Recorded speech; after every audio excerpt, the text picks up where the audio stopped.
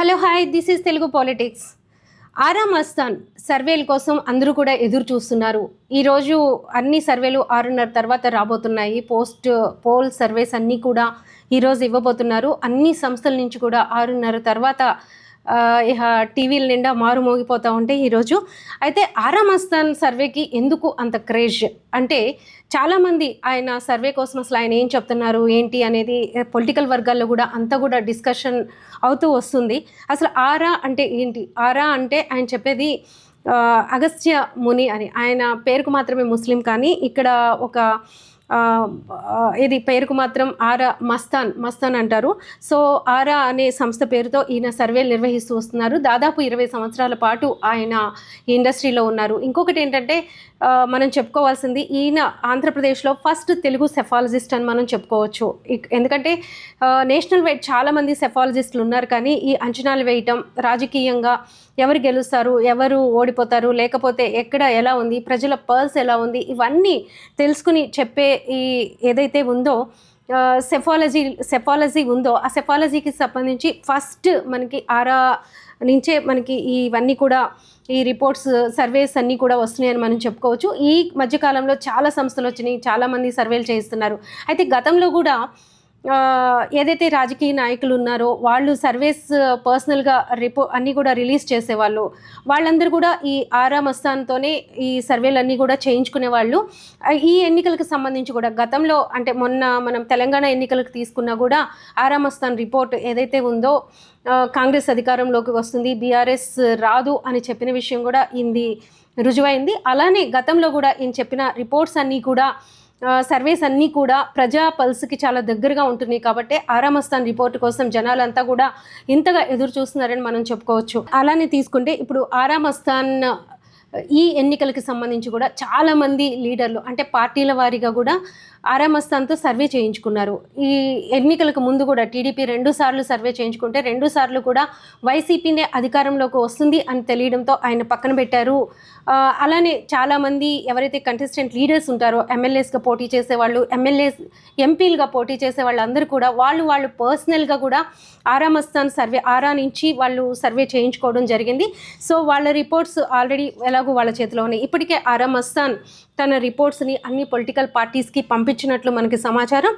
అయితే నిన్న చాలా ఆరా మస్తాన్ రిపోర్ట్ ఈరోజు 6:30కి ఉంటుంది అని చెప్పడం జరిగింది.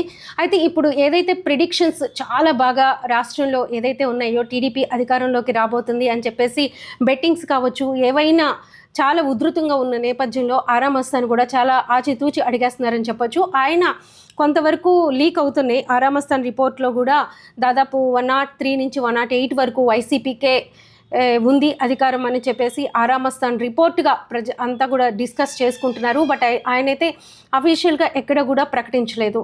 అయితే ఇక్కడ మనం ఆయన ఈరోజు ఆయన స్వగ్రామంలో ఎక్కడో ఉన్న ఒక మారుమూల పల్లెటూరులో ఆయన తన ఈ సర్వే రిపోర్ట్ని రిలీజ్ చేయబోతున్నారు. ఆయన అక్కడికైతే ఆయనకి, అంటే ఆయన ఇచ్చే రిపోర్ట్ కొంతమందికి కష్టంగా కూడా అనిపించవచ్చు. కాబట్టి ఆయన రిపోర్ట్స్ మీద ఆయన సర్వే మీద చాలా హోప్స్ ఉన్నాయి. కాబట్టి ఆయన చెప్పే రిపోర్ట్ వల్ల ఆయనకి అంటే ఆయన మీద దాడులు కూడా జరిగే ఉద్దేశం ఉందేమో అనే దీంతో అక్కడ పోలీస్ సెక్యూరిటీ కూడా ఆ గ్రామంలో పెట్టడం జరిగింది. ఇప్పుడు అందరూ కూడా ఆరా మస్తాన్ ఇవ్వబోయే రిపోర్టు కోసం చూస్తున్నారు. ఎందుకంటే ఇక్కడే కాదు, ఒక ఆంధ్రప్రదేశ్లోనే కాదు, దేశవ్యాప్తంగా కూడా ఆయన సర్వేలు నిర్వహించారు. గతంలో ఆయన చెప్పినవి కూడా చాలా సర్వేలు నిజమైనవి. అంతేకాదు ఆయన ఛాలెంజ్ చేశారు కూడా, నేను చెప్పిన సర్వేల్లో వాస్తవానికి దూరంగా ఉంటే నేను ఈ ఫీల్డ్ నుంచి వెళ్ళిపోతానని చెప్పి గతంలో ఆయన చెప్పడం జరిగింది. ఆయన బేసిక్గా ముస్లిం అయినప్పటికీ కూడా ఆయన ఆర్ఎస్ఎస్ వాది అని చెప్పుకోవచ్చు. అందుకే అగస్త్య మహామునికి సంబంధించి ఈ ఆరా అని చెప్పి పెట్టడం జరిగిందని చెప్పి ఆయన ఒక ఇంటర్వ్యూలో చెప్పింది వినడం జరిగింది నేను. సో అలా ఆయన ఆర్ఎస్ఎస్లో వర్క్ చేస్తారు ఆయన. సో ఆయన ఇచ్చే సర్వే కోసం ఇప్పుడు దేశవ్యాప్తంగా కూడా ఆయన, ఎందుకంటే చాలా రాష్ట్రాల్లో గతంలో నేషనల్ ఎలక్షన్స్లో కూడా ఆయన సర్వేలు ఇచ్చారు.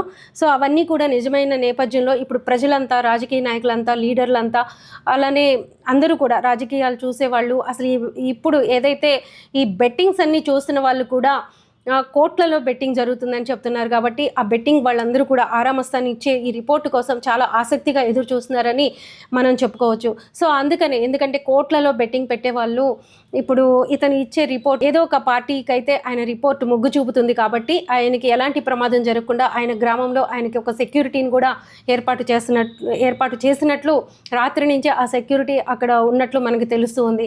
సో ఏది ఏమైనా ఈరోజు మీడియాకి సంబంధించిన ఓబీ వ్యాన్స్ కావచ్చు, మీడియా సీనియర్స్ అంతా కూడా ఇప్పుడు ఆరామస్థాన్ రిపోర్ట్ కోసం అందరూ కూడా ఆ గ్రామానికి అందరూ కూడా వెళ్ళారు. సో మనం కూడా సాయంత్రం 6:30 వరకు వెయిట్ చేస్తే ఆయన రిపోర్ట్ బయటకు వస్తుంది.